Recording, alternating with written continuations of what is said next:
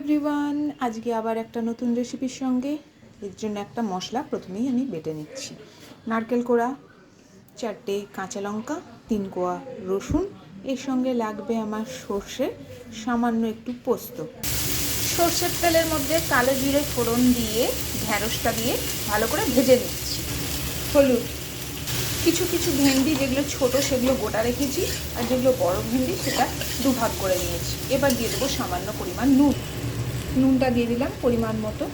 এই পেস্টটা আমার একদম রেডি হয়ে গেছে। এর মধ্যে মিশিয়ে নেব আমি কাঁচা সর্ষের তেল আর কিছু ধনেপাতার ডাঁটা। ধনেপাতার ডাঁটি দেওয়ার পর দিয়ে দিলাম সর্ষের তেল, দিয়ে দেবো 2-4 দানা চিনি। এখানে চিনিটাকে স্কিপ করা যাবে না, ঢ্যাঁড়সের একটা টেস্ট আনার জন্য চিনিটা এখানে অবশ্যই দরকার।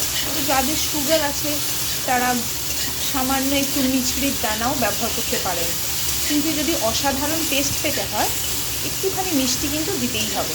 ভেন্ডি আমার ভাজা হয়ে গেছে, এবার দিয়ে দেবো বেটে রাখা মশলা। খুব ভালো করে কষাতে থাকবো। এই রকম অসাধারণ স্বাদ পেতে ঠিক আমার মতো করেই কিন্তু বানাতে হবে। এটা ভাতের সঙ্গেও যেমন ভালো লাগবে, এটা কিন্তু রুটির সঙ্গেও ভালো লাগবে। এখন দিয়ে দিচ্ছি কিছুটা জল। আমি মিক্সি ধোয়া জারটা জলটাই দিয়ে দিলাম। এর মধ্যে কিছুটা মশলা লেগেছিল, অল্প জল দিয়ে কিছুক্ষণ ফুটতে দিতে হবে যাতে মশলাটা ভেন্ডির মধ্যে ভালো করে ঢুকে। ভেন্ডি পাতুরি রেডি। চেরা কাঁচা লঙ্কা ছড়িয়ে নামিয়ে দিলাম। গরম গরম ভাতের সঙ্গে সার্ভ করুন। রেসিপি ভালো লাগলে প্লিজ পাশে থাকবেন। রেসিপি পছন্দ হলে বন্ধুদের সঙ্গে শেয়ার করতেও ভুলবেন না। এই রকম একটা রেসিপি যদি থাকে তাহলে কিন্তু নিরামিষের দিনে আর কিছুই লাগবে না, শুধুমাত্র রসুনটাকে স্কিপ করে দেবেন, তাহলেই এটা কিন্তু নিরামিষ রেসিপি রেডি হয়ে যাবে। রেসিপি পছন্দ হলে চ্যানেলটিকে সাবস্ক্রাইব করার অনুরোধ রইল। নমস্কার।